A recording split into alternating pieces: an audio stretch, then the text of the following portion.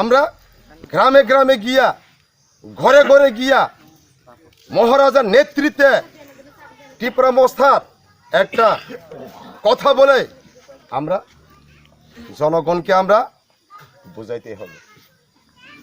তো বন্ধুগণ, আপনারা দেখছেন সারা ত্রিপুরা রাজ্যে যে 2018-তে বড় বড় কেন্দ্র থেকে বিজেপি লিডার যে বিধানসভা নির্বাচনে আগে কি কি প্রতিশ্রুতি দিয়েছেন আপনারা দেখছেন বা শুনছেন। একটাও প্রতিশ্রুতি দায়িত্ব পালন করেনি। 10,313 জন শিক্ষক শেষ করে দিয়েছে, তাদের জীবন জীবিকা পরিবার পুরো শেষ করে দিয়েছে।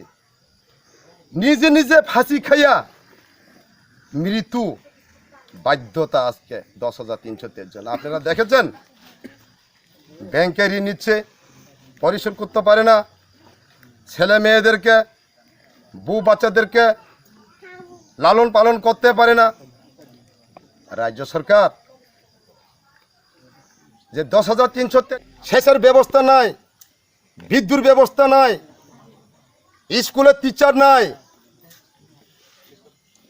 উন্নয়নের কথা একটা কথা বলেনি আজকে রাজ্য সরকার, বিজেপি সরকার। 4.5 বছরের মধ্যে 2 জন মুখ্যমন্ত্রী। প্রথমে মাননীয় বিপ্লব দেব, এরপরে ডক্টর মানিক সাহা। কয়েক মাস আগে উপনির্বাচন চলছে ত্রিপুরা রাজ্যে, 300 জন মাফিয়া গুন্ডা বাহিনী বাইরে থেকে এনে ওই উপনির্বাচনে ষড়যন্ত্র করত। এডুকেশন মিনিস্টার রতনলাল নাথ, তাদের ষড়যন্ত্র। তো আমি বলতে চাই, জনগণ যা খুশি তাই দিব ভোট, এইভাবে ষড়যন্ত্র জনসাধারণ কোনোদিন সহ্য করতে পারে না। তো বন্ধুগণ, কর্মচারীর 7 পে কমিশন শর্ট করা 7 টাকা বেতন বাড়ানো কথা ছিল। 2018-তে বিধানসভা আগে প্রতিশ্রুতি দিয়েছে। কর্মচারী বন্ধুদেরকে জিজ্ঞাসা করুন, 7 পে কমিশন পাচ্ছেন? পাচ্ছে না। তো এমন ষড়যন্ত্র রাজ্যের বিজেপি সরকার, আমরা আগামী 2023-এ আমরা বিদায় রজনী দিতে হবে। বিজেপি সরকারে বিদায় রজনী দিতে হবে। আর এক ষড়যন্ত্র, কোনো বাজারে গরু বিক্রি করতে পারবে না, এমন একটা ষড়যন্ত্র। আমি SDM সাহেবের লগে আমরা মিটিং বসছি, স্যার আমরা গরু পালাইয়ে পরিবার চলতে হয়, বিক্রি করতে হয়, কিনতে হয়, এই আইন আমরা কোনো দিন মানা নেব না। এরকম ষড়যন্ত্র, আমরা গরিব মানুষ,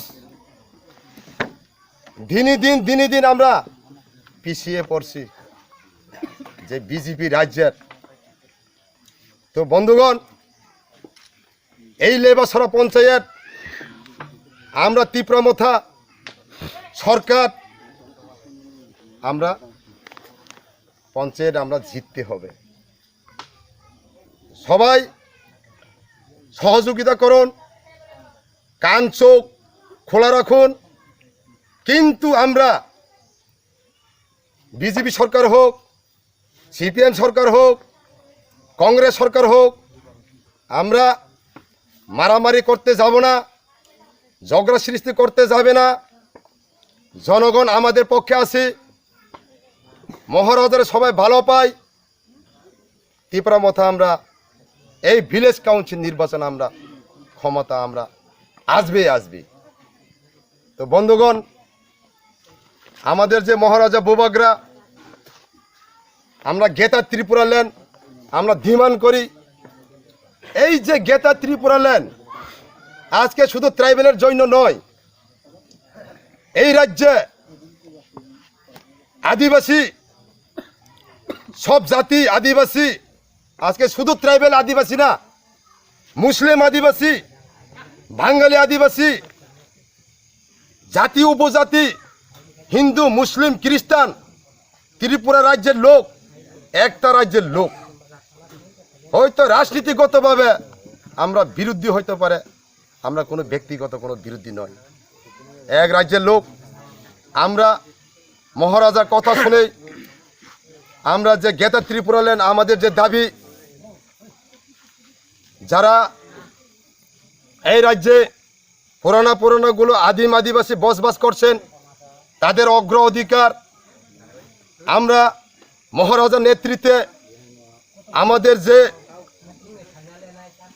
চাওয়া পাওয়া আশা আকাঙ্ক্ষা, আমরা যখন 2023 সরকার আসবে ওই সময়ে আমরা যে আশা আকাঙ্ক্ষা আমরা সফল হবে বন্ধুগণ।